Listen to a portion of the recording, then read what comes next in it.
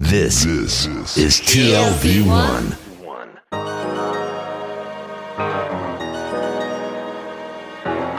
The Tel Aviv Review.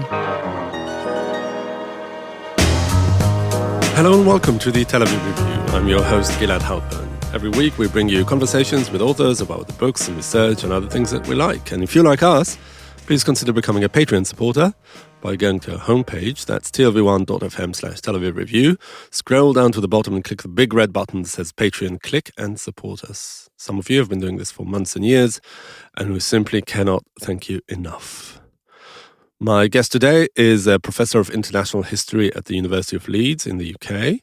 He has published widely on Europe's relations with the Middle East, with modern Middle East, as well as a fascinating book on the global history of foreign war volunteers, some of which has featured previously on the Tel Aviv Review. And I'm most delighted to welcome him back for a discussion on his most recent book, which is called The Dead Sea, A 10,000-Year History, and it is published these days by Yale University Press. Professor Nir Arieli, hello and welcome back to the Tel Aviv Review. It's great to be here, Gilad. Thank you for having me again. So I'm going to start with a confession. One of the most difficult things about my job, perhaps the most difficult, is to come up with a good opening question. One that encapsulates the idea of the book sometimes, or allows the guest to give away the main idea of the book, but at the same time not delving too deep into it, because, I have to bear in mind that the listeners out there don't know anything about it before we start.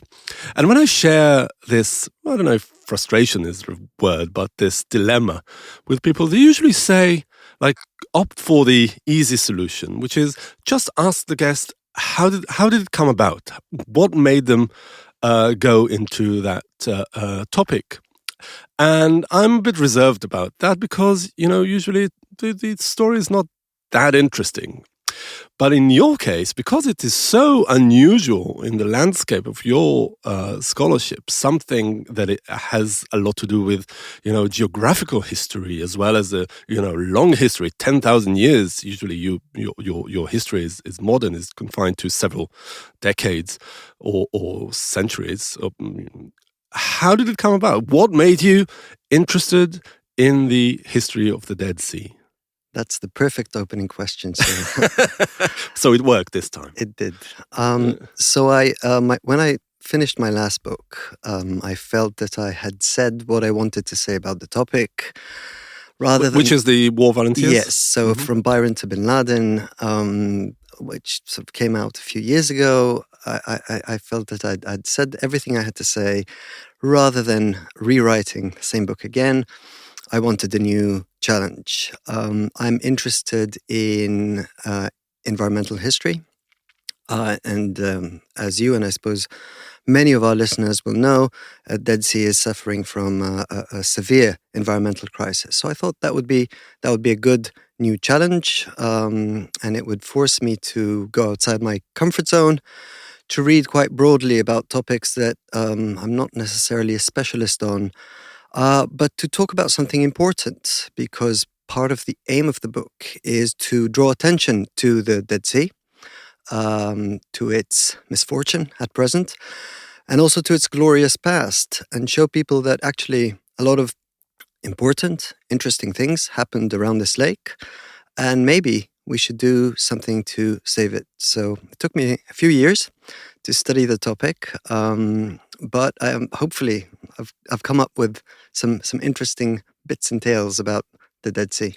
Yeah, the thing about the glorious past is something that really took me aback, and I would like to ask you whether you were also surprised by the glorious past of the Dead Sea as opposed to its rather misfortunate present, because it has this, people who are more or less familiar with it, living here in Israel or visiting Israel, it is this mid-sized lake in this barren and seemingly uninhabitable land around it. Nothing too glorious, nothing too ostentatious.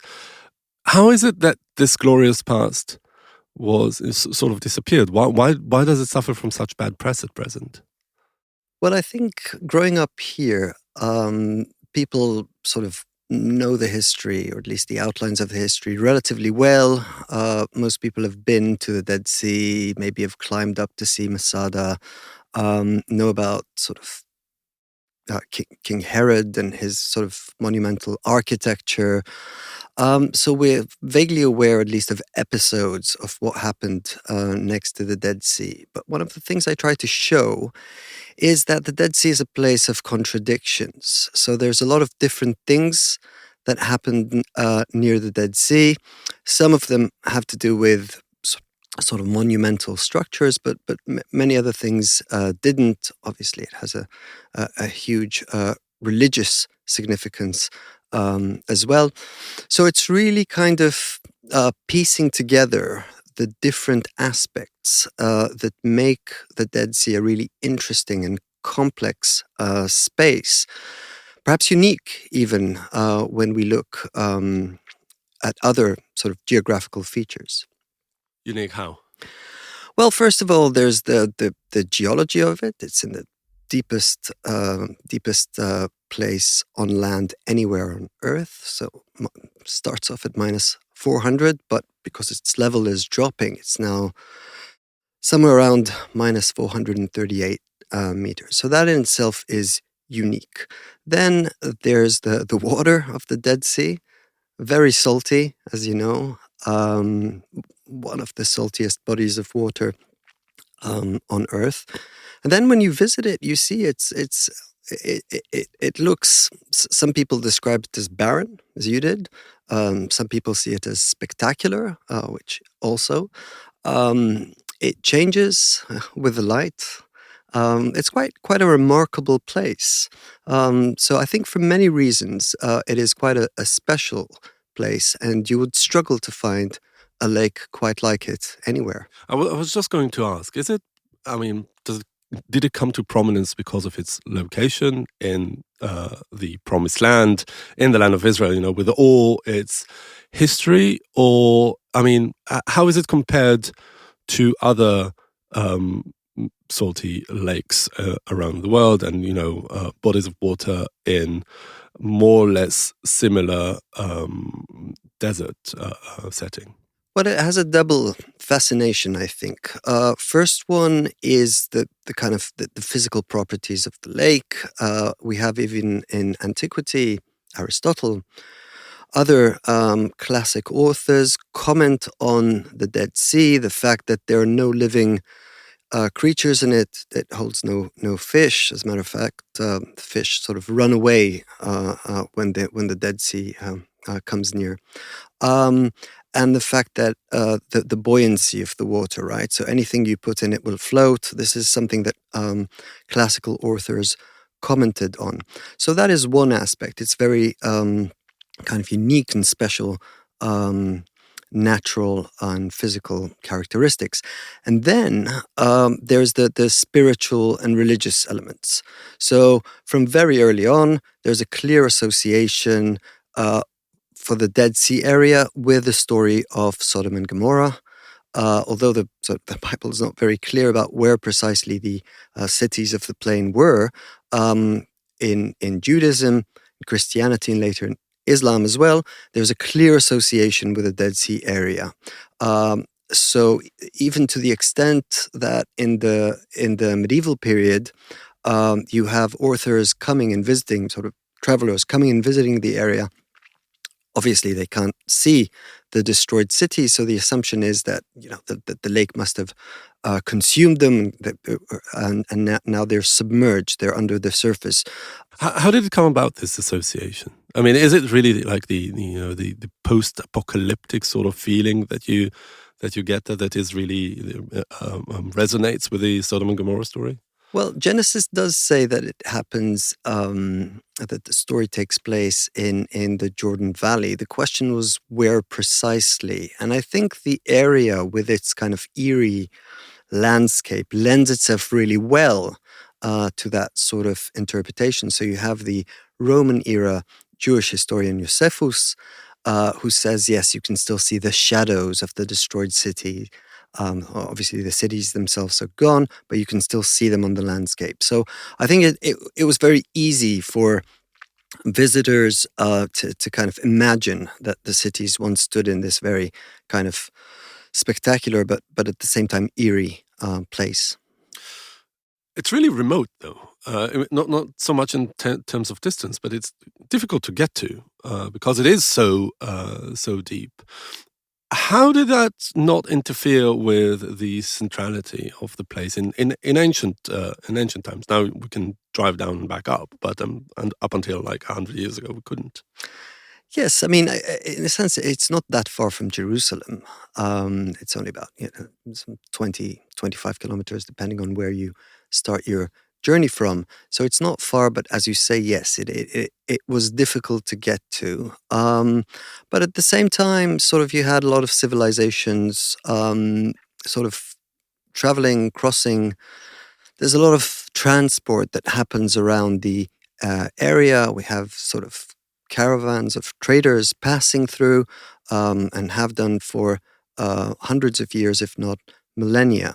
So it is remote, but at the same time, it is an area that people pass through. And we have, even from the Bronze Age, evidence of trade links with quite far away places, whether it's in Turkey, whether it's contemporary Turkey, whether it's in Egypt. We do find artifacts that made their way to Jericho, for instance. So remote, yes, but still accessible, or at least some sites around the Dead Sea remained accessible. What about human settlement, though? I mean, accessibility is one issue, but also the barrenness. I'm sorry if I'm using the wrong word here again, but I mean, it's water is very scarce, and there's I mean, it's just like a place that at first sight seems uninhabitable. It does, yes, and that's one of the many contradictions I alluded to earlier. So you have this place where temperatures are very high, rainfall is very low, the ground is quite sea-lined, so it's really hard to grow anything. So the question comes, why would people settle there? But yet they settled there very, very early on. It's one of the earliest permanent areas of residence that we find anywhere. We're talking about how long ago? We are talking about the end of the Ice Age. Oh, wow. So around 13,000 years ago, we already have the so-called Natufian culture, which is the first culture, one of the first cultures to adopt a semi-sedentary lifestyle. They kind of develop these, they're not really villages or hamlets yet, but they're kind of base camps where they live some of the time. And they, among other places, established some of these base camps around the Jordan Valley. And one settlement was established in what we now know as Jericho. So this is one of the oldest inhabited places on Earth, kind of permanent settlement. And the secret is the availability of springs. And these springs and the wadis, the ravines that empty into the Jordan River and the Dead Sea, they bring down very fertile soil with them. So in effect, around Jericho, there is an oasis, quite a large one, which humans settled in very, very early on. And these springs were able to sustain human communities on and off for around 12,000 years. Yeah. Now, when modernity comes in, technological as well as political, what does it really do to the Dead Sea area? Wow, that's a difficult question. It does a lot of things. So the first thing happens already in the 19th century. We have European explorers, we have explorers from North America coming, and their aim is to study this place because, as we said at the beginning, it is quite special. So they're trying to figure out how come this terminal lake, right? Water flows in but doesn't go anywhere. How come the water doesn't rise constantly? So it takes them a while to figure out that it's basically down to evaporation. In this process, they also figure out that the lake is quite a bit lower than the level of the Mediterranean Sea. So there's quite a few efforts to work out exactly how deep it is. Eventually, they crack that puzzle as well. They're interested in the water and its composition, whether it does or doesn't support any life. There's a bit of a debate going on throughout the 19th century. It's largely dead, but only in the 20th century do they realize that some bacteria can in fact live, and some algae as well, can in fact live in the Dead Sea. So now the big question is, what do we do with this lake? And this realization that it's around 400 meters lower than the Mediterranean Sea around the turn of the 20th century brings about the realization that, hang on, we can use this to produce electricity, to produce energy. So we see the first plans to bring water to the lake and to use it to generate electricity. So Theodor Herzl, one of the founding fathers of Zionism, in his famous book Alte Neuland, talks about sort of this futuristic Holy Land where sort of after after Jewish settlement, they're able to use hydroelectricity to power the whole country. So there are already talks about sort of altering the landscape on the one hand. On the second hand, there are people who want to make use of the water and the minerals in the water. And this again happens around the turn of the 20th century. These realization that if you're able to create sort of a pool and allow the water to evaporate, then the salt minerals that remain on the bottom, you could do quite a lot with them. So most prominently, for instance, potash is one of the minerals, one of the most famous ones, which is a significant artificial fertilizer that's sold around the world. So from certainly after the British conquest of Palestine in the First World War, certainly after that, there's a conscious effort to kind of build an extraction industry around the Dead Sea. It thrives in the 1920s and 30s, well, in the 30s actually. It takes a while to set up. And in the 1940s, it's significant during the Second World War. Then, of course, with the 1948 war, it comes to a halt. But then the industry is revived gradually in the 1950s, and today it supports two very large extraction sites, one on the Israeli side, one on the Jordanian side, and they have completely taken over the southern basin of the Dead Sea and have in effect turned it into a series of evaporation pools, and they use it to extract various minerals. And that perhaps is a good segue into more recent times. And you talked about the environmental crisis that the Dead Sea is suffering from. And this is something that is in the news and talked about quite widely. Was it inevitable? Well, I think in that sense, the Dead Sea is not unique because you have many other terminal lakes around the world that are suffering from similar problems. And the problem is population growth, higher demand for water, and then you have the erection of dams and diversions that take the water away from these terminal lakes. So famously, the Aral Sea in the former Soviet Union, right between Uzbekistan and Kazakhstan, Lake Chad, various lakes around the world, shrinking because not enough water is reaching them.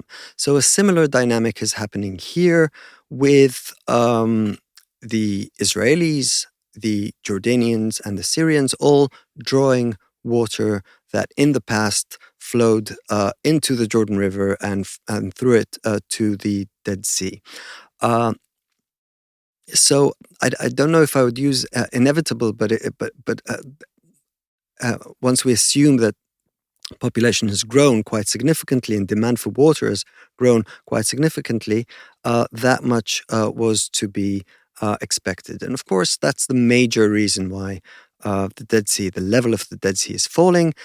not enough water is reaching it. I think, for instance, the Dead Sea Works, one of these extraction sites on the southern end of the Dead Sea, it was clear to them already in the 1960s that a fall in the level of the Dead Sea is coming. And they want to do something about it, or? Well, at the start, this wasn't necessarily seen as a problem. This was seen as something that they could use. So Mordechai Maklef, the former IDF chief of staff, who becomes the kind of chief person in the Dead Sea Works, says, great, okay, we can, the water will recede. The southern basin of the Dead Sea is quite shallow. It's shallower than the northern basin. Let's simply use it and create evaporation pools throughout, and then we can extract more minerals. This is actually good for us, and it's really interesting to follow this using satellite imagery. You see the kind of gradual carving up of the Dead Sea. In the beginning, just on the Israeli, on the western side, and eventually on the Jordanian side as well. Bit by bit, it ceases to be a lake, or at least the southern basin ceases to be a natural lake, and it's sustained through a canal that is pumped from the northern basin, which is much deeper, brought to the southern basin. There the water evaporates, and the extraction sites can do what they do and get the minerals they need. And I should say that the extraction sites on the Israeli side, on the Jordanian side, contribute to the falling level of the Dead Sea simply because they are removing water from the northern basin.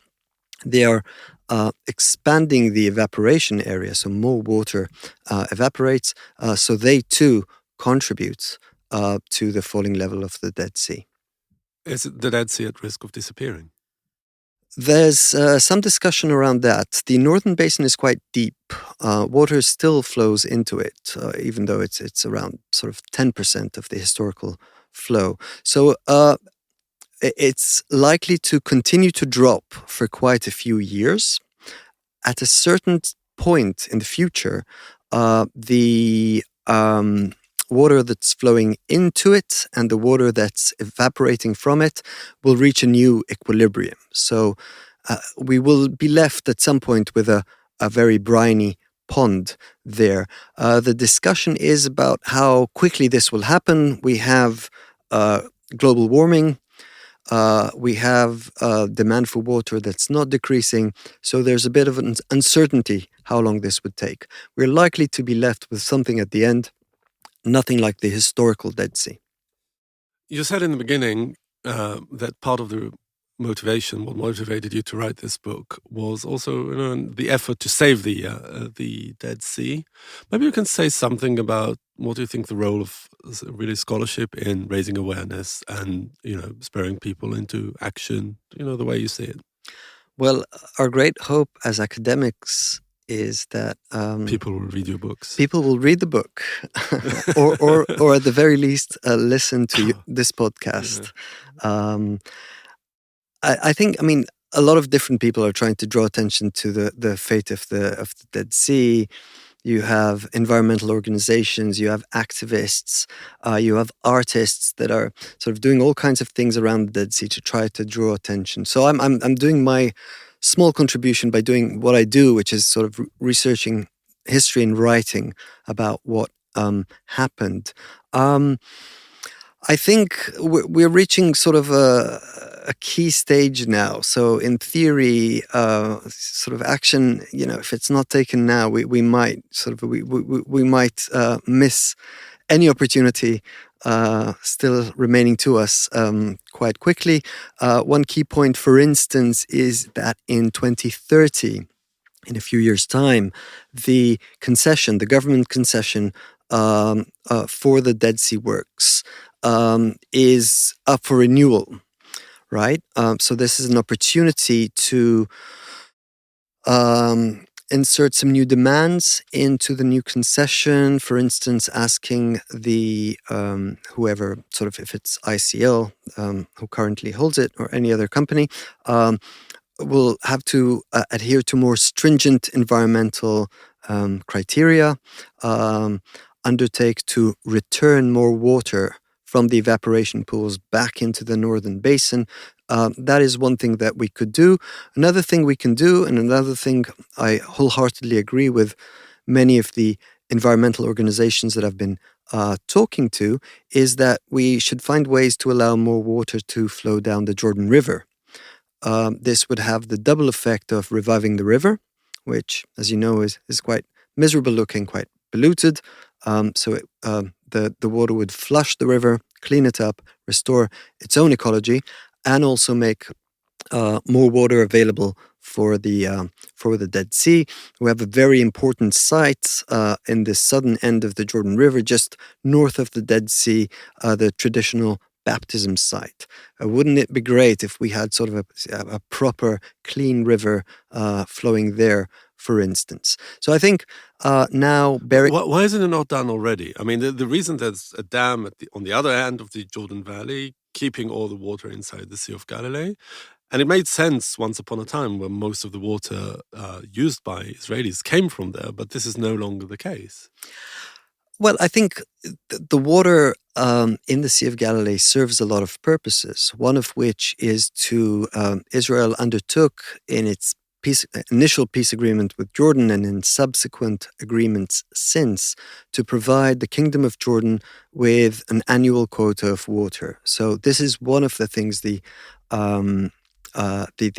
Sea of Galilee does, and the Israeli Water Authority is very concerned and constantly vigilant on keeping the quality of water in the Sea of Galilee at a good level, sort of a good quality. There are fish in the Sea of Galilee, there's tourism there, so it does quite a few things. I think the key now with desalination and with Israel kind of being a trailblazer in desalination is that there's the ability for the first time to bring more water into the basin. So as of fairly recently, there is a carrier that brings water into the Sea of Galilee. And this is sort of excess water it's not is desalinated, but not in fact used in wintertime, and it's kind of mixed with other sources of water and flows into the Sea of Galilee. So in theory, if we were able to increase the amount of water that's brought into the Sea of Galilee, we could periodically open the Degania Dam at the southern end of the Sea of Galilee and allow it to flow down the Jordan River. There's also a big question about the water of the Yarmouk, the other big tributary that flows into the Jordan. It's back in the news now because it's on the triangle of borders between Israel, Jordan, and Syria. So there's a question mark what's going to happen there.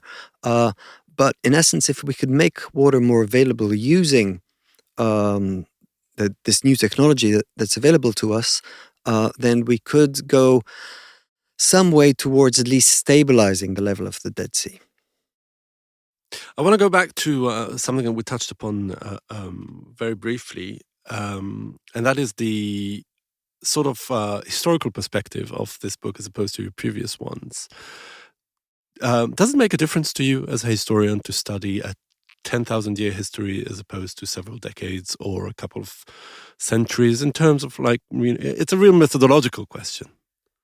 It is, yes. I mean, obviously I had to read quite widely outside my field of expertise. I had to sort of read up on geology. I had to read up on archaeology, history of religion.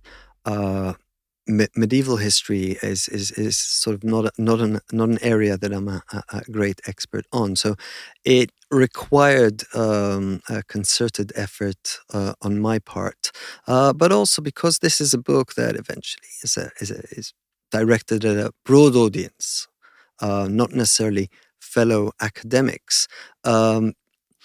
There's also an importance in not drowning in the details, which historians can sometimes be guilty of. So putting together a story and narrative that would appeal to a broad audience. That's exactly what I was gesturing at. Was it difficult to gloss over obviously many details? I mean, you couldn't possibly cram in 10,000 years of events into one book. How did that come about? It's, like everything in life, it takes a bit of practice and getting used to. But I think my effort was to kind of draw out these stories or these events or these developments that I thought would be of interest. So there's a story from the 2nd century CE of a woman called Babitha, who lived on the southern end of the Dead Sea and then later moves to Ein Gedi on the western shore. And during the Bar Kokhba rebellion against the Romans, she and many other residents of Ein Gedi escape into caves up in the hills to the west. And they take with them a lot of sort of utensils, a lot of things they need. But Babitha also took with her her private archives. She was involved in quite a few court cases. She owned some land, so these documents were important to her, and she took them with her to the cave. Now, nobody made it out alive as far as we know from the caves. Archaeologists found the remains of people who had died in the caves. But Igal Yadin, the archaeologist, was able to expose this personal archive, and it tells us a unique story of a 2nd century woman, which is quite rare, right? So unless she was aristocracy or some sort of elite, we would normally not know about her. But thanks to this personal archive she took to the cave, and thanks to the very dry conditions around the Dead Sea, the documents themselves survived. So we were able to reconstruct her story through that, and through other documents that were found in the cave, we were able to learn quite a lot about the Bar Kokhba rebellion that we didn't know previously. So it's stories like these that I thought, wow, this is going to be interesting. This is something that's going to appeal to a broad readership. I tended to focus on them rather than try to capture every single thing that happened around the Dead Sea. All right. So it's a very recommended read. Professor Nir Arieli, thank you very much for joining us today. Thank you for having me. And also many thanks to Itai Shelem, the manager of TLV1 Studios. And now we've got a request to you, our listeners, because most of you listen to us on the Apple Podcasts app, and would like to ask you to please write a review. Good, bad, ugly, up to you. You too can support us by going to our website and subscribing onto our Patreon campaign. Check out our archive. It has probably more than 1,000 interviews by now. Like us on Facebook, follow us on Twitter, and most important, join us again next week for another edition of the Tel Aviv Review. And until then, from us here in Tel Aviv, goodbye.